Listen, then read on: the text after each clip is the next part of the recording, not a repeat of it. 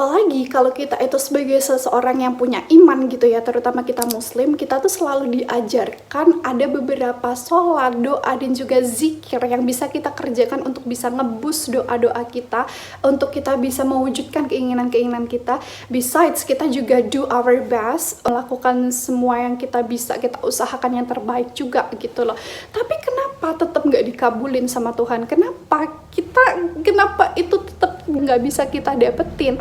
What's wrong? I mean, like, what should we do then? Semuanya udah kita lakuin kan, semuanya udah kita kerjakan, tapi kenapa Tuhan tetap nggak kasih? Kenapa tetap nggak dikabulin sama Tuhan? So, hello guys, welcome back to my YouTube videos. So basically, if you are new here, hi, it's Micha. My long durations video on YouTube will be mostly talking about my daily life and also the way how can I escape from my quarter life crisis that almost kill me, and really hope that you guys will got some new way for you to get a better life as well. Alright guys, so back to the topic. Hari ini aku mau ngomongin ternyata ada loh situasi dimana kita itu udah ngelakuin semua hal gitu ya, yang kita bisa, doa-doa yang kita mampu untuk kerjakan semuanya demi kita bisa mewujudkan suatu keinginan tersebut gitu, dan ternyata kita masih nggak ngedapetin itu gitu. Dan aku udah ngalamin itu,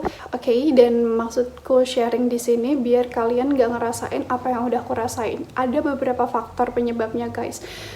Jadi 5 years ago, setelah gue 5 tahun yang lalu itu tuh gue lulus dari SMA, seperti siswa pada umumnya yang memperjuangkan suatu keinginan untuk sekolah lebih lanjut lagi ya. Gue prepare semua itu tuh mulai dari kelas 2, walaupun gue kuliah itu second choice gue, because I really want to be a flight attendant, tapi gue ada minus di sini, so I can't. Jadi mulai dari kelas 2 untuk gue udah siapin ikutan bimbel ruang guru apa segala macam kayak gitu. Terus paling lebih intens lagi tuh di kelas 3. Di kelas 3 itu gue udah mulai buat ikutan bimbel di sekolah, which is dulu masih ada UN kan, jadi pagi itu gue bener-bener berangkat pagi, jam 6 itu udah harus ada di sekolah, jam 6.15, jam 6 gue berangkat. Setelah itu harus les dulu, pelajaran biasa apa segala macam. Setelah selesai sekolah pelajarannya harus les lagi untuk yang peminatan. Waktu itu gue ambil geografi untuk UN peminatan. Dan setelah itu gue harus cabut duluan, gue harus lanjut buat les di luar, yaitu untuk mempersiapkan SBM itu tadi.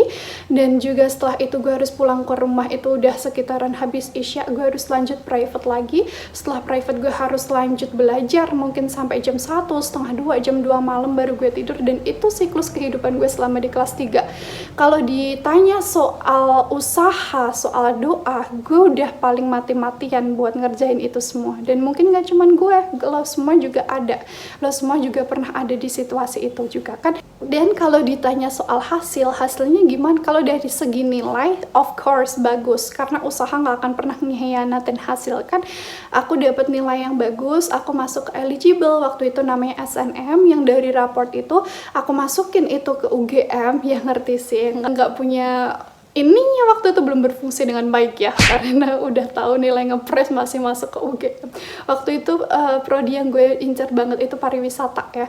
Setelah itu ya of course nggak keterima, gue SBM akhirnya 2 kali ikut tes di Solo, di UNS waktu itu, dan bokap gue semuanya yang nganter, bokap gue sendiri yang nganter juga. Dan yang ngebiayain semuanya itu juga bapak gue. Oke, nah setelah itu utul juga gue ikutan mandiri sini sana tuh udah gue coba. Waktu itu mungkin ada sekitar 8-10 universitas yang gue coba buat masukin nilai gue itu, mulai dari UGM, UNY, UNES, Universitas Negeri Semarang, UNES kan itu namanya, Politeknik Bandung, Udayana, semua yang punya program studi yang gue pengenin itu udah gue masukin. Even nih ya, gue juga masukin itu di program studi yang peminatnya tuh bener-bener sedikit, karena yang gue incer dulu tuh adalah almetnya. Gue pokoknya mau keterima jadi mahasiswa di universitas negeri, gue nggak mau di universitas yang ya udah gitu-gitu aja. Dan ternyata walaupun gue udah disclaimer dulu ya, gue di sini bukan menyombongkan keimanan gue, tapi ya siapa sih yang nggak mau mengusahakan apa yang kita pengenin itu menjadi nyata. Waktu itu gue juga udah ngelakuin tahajud, doa, zikir, doa-doa semua yang udah aku tahu itu tuh aku panjatin, aku lakuin gitu. Tapi ternyata nggak ada sama sekali guys yang terkabul. Dan gue sampai mikir kayak, ini sebenarnya nilaiku tuh ikut ke seleksi atau enggak, atau jangan-jangan ada faktor lain yang dia itu tuh nggak ikut ke seleksi gitu, atau nggak lolos di administrasi atau gimana, karena nggak ada satupun yang nyantol di situ. Dan lo tahu, padahal nilai gue itu jauh lebih bagus, even bisa dibilang paling bagus segengku waktu dulu SMA, dan dia jauh lebih bagus daripada temanku yang keterima di Universitas Negeri Jember waktu itu. Dan gue sampai kenapa, ada apa gitu loh. Terus sampai pada akhirnya dimana gue lanjut sekolah di universitas swasta yang dia itu tuh ada di sebelah kota gue. Waktu itu yang bantuin aku daftar di situ tuh temenku, even yang masukin nilai apa segala macam daftar itu temenku, karena aku udah nggak mau lagi ngeliat raport yang sebagus itu harus masuk ke universitas yang even nggak ada apa-apanya waktu itu. Dan ya, yang ngedaftarin semuanya itu temenku, masukin nilai apa segala macam semuanya itu temenku, dan aku cuma liatin doang. Dan akhirnya ya udah keterima setelah sekian penolakan. Terus setelah gue keterima di universitas swasta itu, gue sebenarnya belum bisa deal sama sekali sama my conditions at that time gitu, because that was really upsetting for me. Udah 3 bulan jalan itu aku baru bisa dealing sama keadaan. Even pada saat gue itu tuh marah banget waktu itu, gue tetap I keep talking to myself positively. Kayak aku tetap ngomong yang bagus-bagus gitu ke diriku sendiri, ke setiap ucapanku selalu aku jaga. Aku selalu berusaha ngejaga setiap ucapanku. Contohnya aku nenangin teman-temanku juga kan, karena teman-temanku masuk ke situ juga karena keterpaksaan semua. Udahlah, siapa tahu tuh kita ditempatin di sini karena kita disuruh, dikasih amanah sama Tuhan buat bangun ini universitas jadi lebih baik lagi. Siapa tahu dengan adanya kita di sini universitasnya menjadi lebih bagus lagi, lebih ini lagi. Nah, terus dari situ juga gue, satu hal yang gue percaya waktu itu yaitu Tuhan itu nempatin kita di suatu tempat bukan tanpa alasan, melainkan dengan alasan yang sangat amat jelas. Walaupun gue waktu itu belum tahu itu apa, tapi gue tetap keep itu di situ. Nah, setelah sekian banyak itu tadi, dan sampai akhirnya dimana waktu gue udah mulai perkuliahan, gue pulang, terus waktu itu gue nggak sengaja ngedengerin ada temen bokap gue yang main ke rumah, dan waktu itu dia cerita anaknya beliau juga keterima di ITB, dan ternyata bokap gue tahu nggak jawabannya beliau apa? Katanya, aku tuh nggak mau kakak kuliah di jauh. Beliau bilangnya gitu, karena alasan kesehatanku katanya waktu itu. I mean tuh gini loh, kalau emang nggak mau nih aku kuliah jauh ya kan, kalau emang nggak mau aku aja dijauhin itu, ya kenapa harus diiyain, kenapa harus sampai ngomong udahlah kamu kuliah di mana aja nanti bapak yang bayarin, kenapa harus sampai nganterin repot-repotin itu. Even ya bokap gue nih yang beliau tuh jarang banget buat ilah sunnah ini itu tuh dia bener-bener tahajud tiap malam. Jadi gue tuh sholat ada bokap gue di situ, dan gue sampai kayak awalnya nih sebelum gue tahu tujuan dan juga doa beliau itu apa, gue selalu ngomong kayak, hah, Masya Allah. Terima kasih sudah didoakan, terima kasih ini itu, tanpa taunya doa bokap gue berbanding terbalik sama apa yang gue doain. Dan usaha yang udah gue lakuin, usaha yang udah gue taruh di situ, effort gue semuanya tuh useless guys. Kenapa? Karena ridho orang tua gue nggak ridho gue lanjutin sekolah di jauh. Jadi sebelum kalian ngelakuin sesuatu, sebelum kalian itu try new things maybe yang melibatkan orang tua kalian, atau mungkin nanti yang ngebiayain kan juga pasti orang tua kalian. Kalau ya yang nggak pasti juga sih, I mean mostly ya yang biayain juga nanti orang tua kalian. Jadi just make sure first that your parents will be let you to do that. Karena kalau kayak gitu kan kita jadi buang waktu kan, kita juga jadi buang, we waste our money as well, we waste our time, and it's not even good for us. Jadi sebisa mungkin kalian cari tahu dulu di situ, oke? Dan mau keadaan seburuk apapun, jangan sampai kalian itu nyalahin Gusti Allah, nyalahin Tuhan. I mean, mungkin kalian kecewa ya pada saat itu, mungkin kalian ini, tapi kalian harus tetap keep positif di situ. Kayak waktu itu juga aku nggak keterima itu, aku bener-bener sedih banget, nggak usah ditanya deh soal itu juga. Gue bener-bener kayak oh my god, hancur, my heart's really shattered at that time. Tapi sebisa mungkin gue tetap keep my mouth buat talking about positive things gitu. Dan ternyata benar aku ditaruh di situ sama Allah itu tuh karena emang kemampuanku cuma sampai situ. Because you know guys that senior high school and also university college life will be really different. You don't even know what's gonna happen to you in the future. Yang tahu apa yang kedepannya nanti kalian bisa lakuin atau enggak, yang mampu kalian lakuin atau enggak, itu tuh tetap Tuhan gitu loh. Belum tentu kalau gue sekolah di UGM, belum tentu kalau gue itu lanjut bahasa Jerman di UN ya, atau mungkin Politeknik Bandung dengan sastra Inggrisnya dia itu gue bisa bertahan sejauh ini, gue bisa menjadi lulusan yang terbaik, gue bisa aktif berorganisasi, gue bisa dikasih kesempatan buat jadi awardee students exchange. Itu belum tentu gue bisa ngelakuin itu semua di universitas itu gitu loh, di universitas-universitas yang udah gue daftarin, yang udah gue perjuangin, usahain itu gitu. Dan satu hal yang harus lo yakinin, kalau lo emang emas dimanapun tempatnya, lo juga bakalan tetap jadi emas. Which is kayak walaupun nih ya gue ada di universitas swasta yang notabene dia itu selalu dipandang enteng, dianggap remeh sama orang-orang, tapi ternyata aku di situ jadi yang paling bersinar. Aku di situ dikasih kesempatan yang dimana temanku yang paling pinter dan dia keterima di UGM, dia belum tentu bisa, dia nggak bisa buat dapetin kesempatan apa yang udah aku dapetin di situ. Karena persaingannya di UGM, mungkin dia di kelasku menjadi yang paling pinter, tapi ternyata di UGM dia menjadi setara sama orang-orang lainnya, karena masih banyak di luar sana orang yang setara sama dia. Jadi mau dimanapun kalian ditempatin saat ini sama Tuhan, kalian harus selalu mencari hal yang bisa untuk kalian syukuri pada saat itu gitu.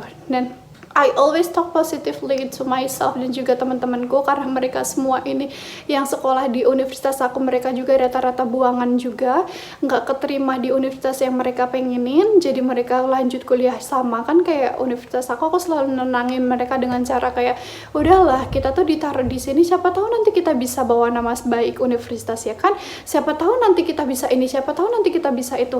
Nggak makan waktu lama dari situ, semester pertama aku udah dikasih kesempatan buat lolos jadi volunteer, jadi tour guide-nya mahasiswa asing yang datang ke sekolahku, ke universitasku. Di semester yang ketiga aku dikasih kesempatan buat masuk ke BEM di Kementerian Luar Negeri. Di semester kelima aku dikasih kesempatan buat jadi awardee 2 kali students exchange di Universitas Filipina yang berbeda. Dan walaupun universitas ini bukan universitas yang bagus, tapi belum tentu ya, pengalaman, the valuable experience that I got itu sangat amat berharga buat aku, yang mungkin mahasiswa yang sekolah di UGM sana tadi, temenku yang keterima di UN ya di apa, belum tentu ngedapetin experience yang sama seperti yang aku dapetin. Terus di semester 5 selain itu juga aku bisa eligible buat dapetin MSIB, atau kalau enggak aku juga bisa dapetin beasiswain itu, yang belum tentu itu semua bakalan aku dapetin kalau aku lolos di UGM. Belum tentu itu semua bakalan aku dapetin kalau aku lolos di universitas-universitas yang lainnya. Jadi mau sekecewa apapun. Dan yang terakhirnya, yang surprise yang benar-benar Allah kasih buat aku itu adalah aku diluluskan menjadi salah satu mahasiswa terbaik perwakilan dari fakultas aku. Dan itu hal yang paling gak mungkin kalau semisal aku keterima waktu itu di UGM. Jangankan menjadi mahasiswa berprestasi dengan banyak kegiatan yang diikuti, bisa bertahan dengan tugas-tugasnya aja aku belum tentu mampu gitu. Dan yang tahu kejadian beberapa tahun ke depan, beberapa bulan ke depan itu cuman Tuhan. Tugas kita apa? Ya udah, tugas kita cuman bisa mengusahakan yang terbaik, sisakan ruang buat ikhlas. Selanjutnya udah bukan kuasa kita lagi, di luar kendali kita untuk hasilnya kan.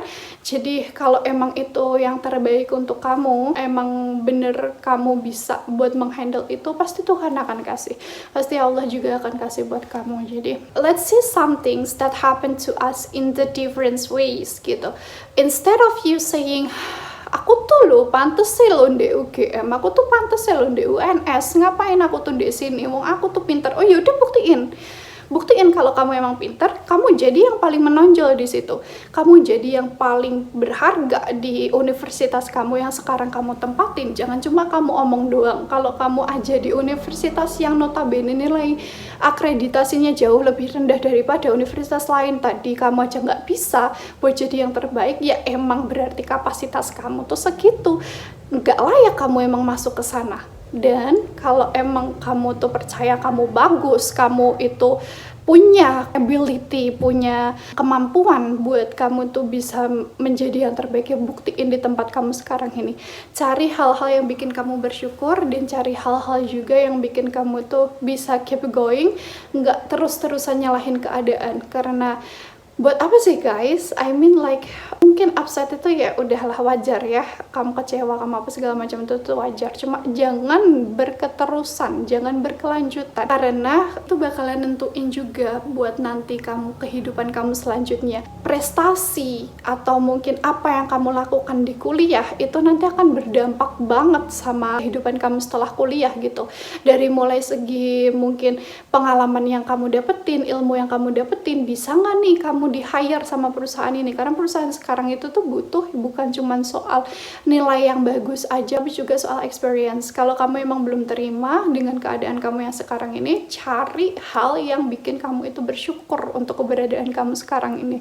Entah itu mungkin dengan mengikuti kegiatan baru, atau mungkin dengan mengikuti hal-hal baru yang bikin kamu itu tuh puas diri di situ. Tapi keep positif ya, melakukan hal-halnya yang juga yang positif.